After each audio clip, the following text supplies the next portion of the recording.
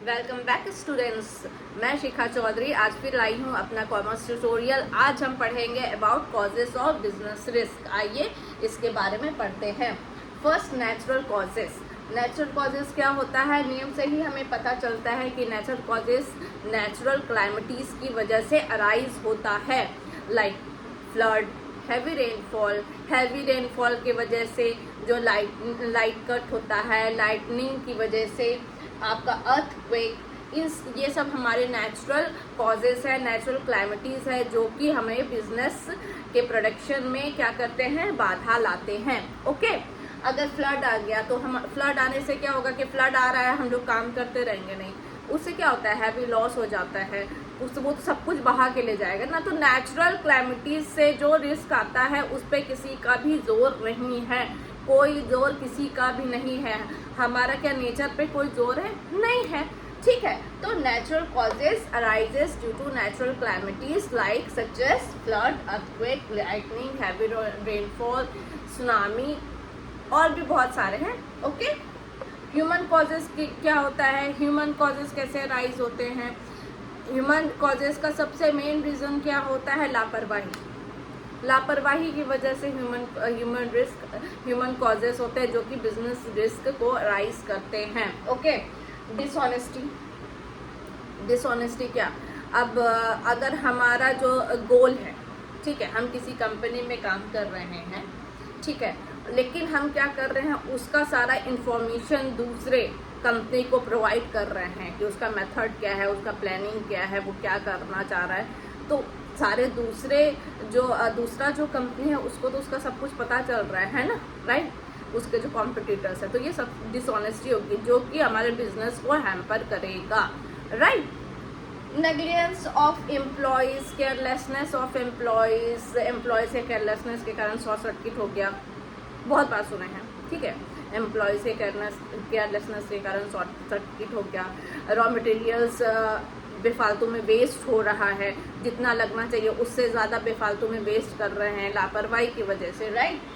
Stopping of work due to power failure, काम कर रहे हैं, काम करते करते पावर कट हो जा रहा है, काम रुक जाएगा। और लाइट का क्या है? जनरेटर भी अगर रखे हैं उसे भी तो चालू करने में थोड़ा समय लगेगा ना, लगेगा कि नहीं लगेगा? वो भी तो एक्स्ट्रा फ्यूल लेगा, ठीक है, एक्स्ट्रा एक्सपेंस बढ़ा ना। पावर कट कितनी देर के लिए हो रहा है किसे पता? कभी कभी नेचुरल क्लाइमेटीज की वजह से, हैवी रेनफॉल की वजह से, बारिश बहुत देर से हो रही है, उसकी वजह से लाइटनिंग बहुत देर तक पावर कट हो जाता है, राइट। उसकी वजह से क्या होता है, बहुत ज़्यादा वर्क को क्या होता है, वर्क बहुत ज़्यादा हैम्पर होता है। स्ट्राइक हो गया, अब वर्कर्स स्ट्राइक पे बैठ गए हैं, काम कर ही नहीं रहे हैं, उनको हाइक इन सैलरी चाहिए, उनको रिकग्निशन चाहिए, उनकी डिमांड बहुत ज़्यादा बढ़ रही हैं कि भाई हमारी हम जितना काम कर रहे हैं हमारी कैपेबिलिटी के अकॉर्डिंग हमें वो चीज़, वो पावर, वो सैलरी नहीं मिल रहा है, तो स्ट्राइक पे बैठ गया। तो जब तक उनकी मांगे पूरी नहीं होंगी, स्ट्राइक ख़त्म नहीं होगा, तो ये हमारे वर्क को क्या करेगा, हैम्पर करेगा, राइट, हैम्पर करेगा। तो अब ये भी तो नहीं है कि उनकी सारी मांगे जो जायज़ होती हैं वो पूरी कर देनी चाहिए। इसमें क्या होगा, आर्ग्यूमेंट होगा, ज़्यादा दिन तक स्ट्राइक चलेगी। अब वर्कर्स अगर स्ट्राइक पे बैठेंगे तो काम कौन करेगा, राइट। तो ये सब एक रीज़न है जिसके ह्यूमन कॉजेस, जिसकी वजह से बिजनेस रिस्क होता है, ठीक है।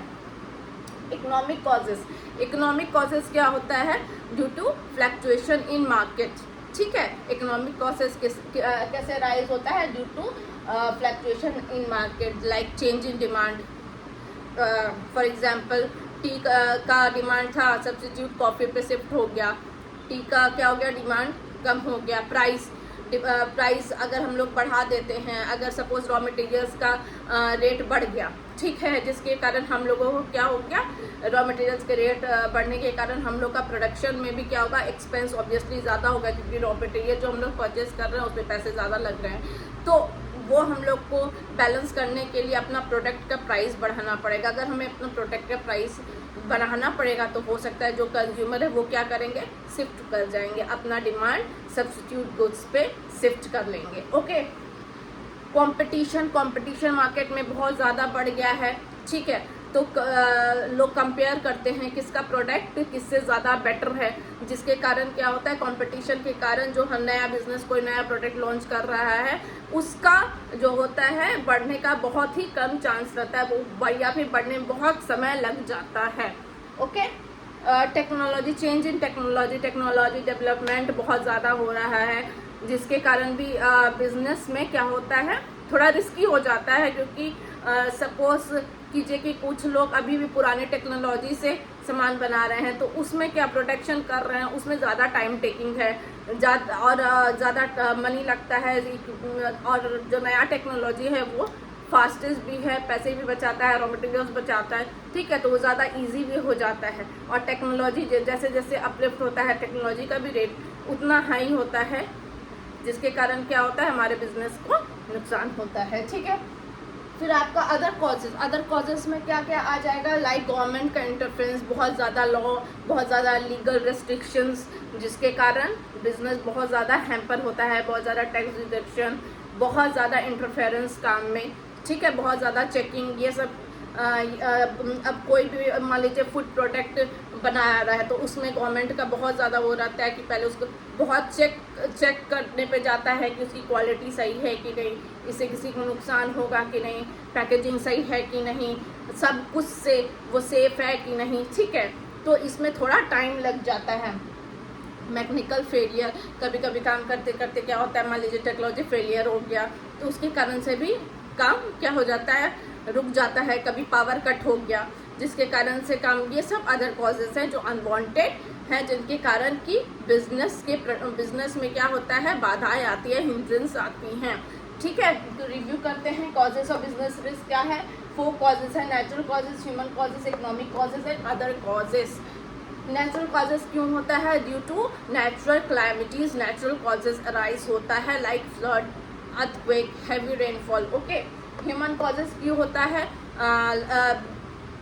ह्यूमंस के केयरलेसनेस के कारण, उनके कारण ह्यूमन कॉजेज अराइज होता है, रिस्क अराइज होता है, लाइक डिसऑनेस्टी, ठीक है, लाइक कि उनका केयरलेसनेस, ठीक है, स्ट्राइक, वो लोग जो स्ट्राइक करते हैं, stoppage of work due to power failure, ये सब हमारे ह्यूमन कॉजेज में आ जाता है। इकोनॉमिक कॉजेज क्या होता है, जो fluctuation in market, uncertainty in market के कारण हमारा इकोनॉमिक कॉजेज अराइज होता है, जो कि रिस्क को लाता है बिजनेस में, like change in demand of products, price of products, competition. Okay, technology का डेवलपमेंट, ये सारे हमारे किस में आ जाते हैं, इकोनॉमिक कॉजेज में आ जाते हैं। फिर हमारा अदर कॉजेज में आ जाता है गवर्नमेंट का interference, political disturbance, mechanical failure etcetera. I hope कि आपको कॉजेज ऑफ बिजनेस रिस्क अच्छे से समझ में आ गया हो। हमारे बिजनेस कॉमर्स ट्रेड में अब तक इतना ही है, अगर कोई टॉपिक मैंने मिस कर दिया होगा तो प्लीज़ मुझे मैसेज करके उसमें अपने मेरे चैनल पे बताइएगा ताकि मैं उसको पढ़ा सकूँ। ठीक है, thank you so much. Please like कीजिए, मेरे चैनल को सब्सक्राइब कीजिए एंड शेयर कीजिए।